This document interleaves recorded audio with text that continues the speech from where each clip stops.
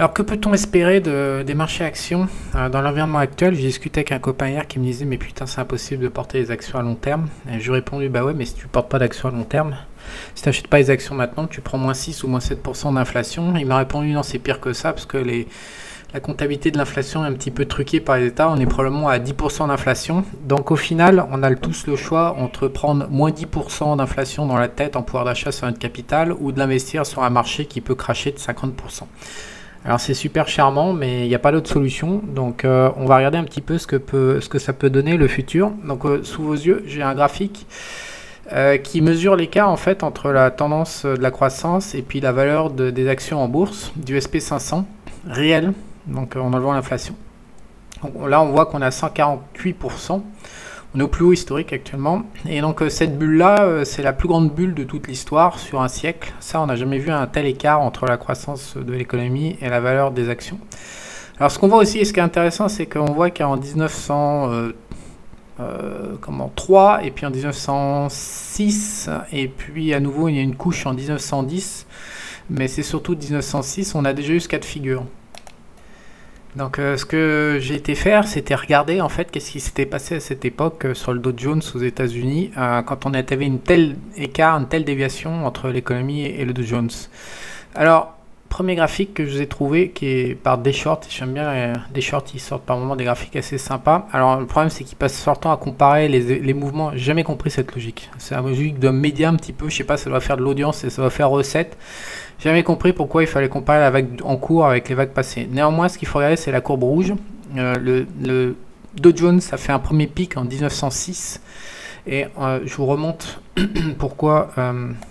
1906, c'est la deuxième vague. Hein. Donc on est à 130, c'est-à-dire qu'on dépasse 1929, on dépasse l'an 2000. Donc 1906, c'est ce point, celui-là, là. Crac, comme ça, je vous l'entoure. Donc on est quand même, que vous voyez historiquement, 1906, ça rigole pas. Hein. Ça a donné lieu au crash de 1907. Donc c'est la courbe rouge, on est passé de 0 à moins 50% en l'espace de 1 an et demi. Et de mémoire, si ma culture est bonne et actuelle, je crois que c'est JP Morgan, le banquier, qui a sauvé en injectant un fric pas possible. Et c'est ce qui a inspiré après, en 1913, la création de la Fed. Bon, on voit en tout cas qu'une première occurrence dans le passé, quand on a un tel écart, on se prend à moins 50 dans la gueule sur l'indice. Et comme vous pouvez voir sur la gauche, c'est pour ça que moi j'aime bien les graphiques longs là, on a 144% ici. Pour info, on est à 148 ici, hein, donc on bat, mais 1903, c'était le top du top du top. Alors, j'ai été vous chercher un beau petit graphique. Excusez-moi. Voilà, un beau petit graphique de l'époque, incroyable, en point et figure quasiment. Et donc là, on a 1896. Souvent, les bases de données sur le Dow Jones industriel démarrent en 1896, 87, 98, 99, 1900, 1901, 1902, 1903. Donc on voit qu'en fait, en 1902, là, une fois qu'on touche le pic, on passe de 78 à 42, donc on se prend quand même à moins 40% dans la gueule, moins 50 quasiment, pendant 2 ans. Donc, effectivement, nous avons donc le choix entre, entre prendre moins 5 à moins 10% d'érosion monétaire grâce à nos amis les banquiers centraux, ou alors de se prendre à moins 40 ou à moins 50% en achetant le plus haut parce qu'on veut se protéger d'un moins 5 à moins 10 et que ça crache, sachant que nous sommes maintenant à 148%, ce qui n'est jamais arrivé dans l'histoire. Je ne saurais que vous recommander, à part que nous allons tous souffrir.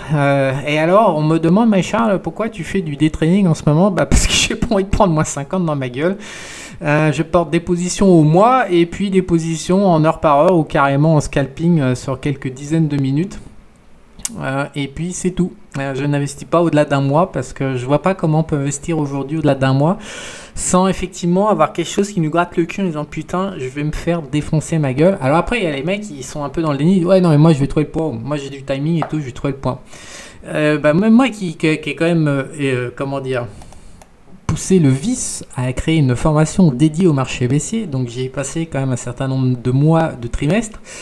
Ma formation au marché baissier ne dit absolument pas la présence d'un point haut. Ma formation, comme je l'ai dit une vidéo récente, cette formation de marché baissier, elle confirme le démarrage d'un marché baissier, ce qui n'a rien à voir. Moi, je ne m'amuse pas, je ne suis pas du tout contre tendance, je ne sais pas faire.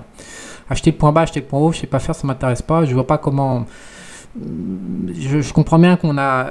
Honnêtement, dans les rebonds sur les marchés, c'est clair, si on synthétise, très souvent ce qu'on voit, en fait, c'est que quand le marché se pète la gueule comme ça, effectivement, sur une séquence de rebond qui peut être une intermédiaire ou alors carrément un rebond structurel, il est très clair que la première remontée va représenter 30 ou 40% du futur rebond. Voilà, comme ça, après on va prendre plus de temps pour rebondir. Et donc les gens je pense sont attirés par un gain facile et rapide parce que cette première séquence dure très peu de temps et c'est ça qui les attire. Donc moi, mais en contrepartie, il faut isoler. Le problème c'est ça, c'est qu'en contrepartie, il faut pouvoir être balèze et choper le point haut, le point bas. Le truc c'est qu'on va y arriver une fois et puis 9 fois sur 10, on va se le prendre dans la gueule. Donc on va couper. Donc moi, je préfère me contenter d'avoir une confirmation que le marché baissier est là. En tous les cas, dans la situation actuelle, il est compliqué de se rassurer, de se dire que comme en 2000 ou en 2008, on va voir le marché faire son top et va commencer à déballer. Et nous parce qu'on est plus intelligent que tous les autres, et ben on va réussir à prendre le point haut. Honnêtement, c'est pas vrai. C'est un mensonge qu'on peut se raconter. La réalité, c'est qu'on ne sait pas quand est-ce que le point haut va arriver. On est dans du pur chaos avec des banques centrales qui font absolument n'importe quoi. Voilà. Donc, vous avez le droit au sida, au cancer. Je ne sais pas lequel des deux est le mieux. Je recommande un petit cancer quand même, parce qu'il y a quand même une chance de survie avec des conséquences un peu moindres, mais c'est la merde, quoi. Et il n'y a pas de solution.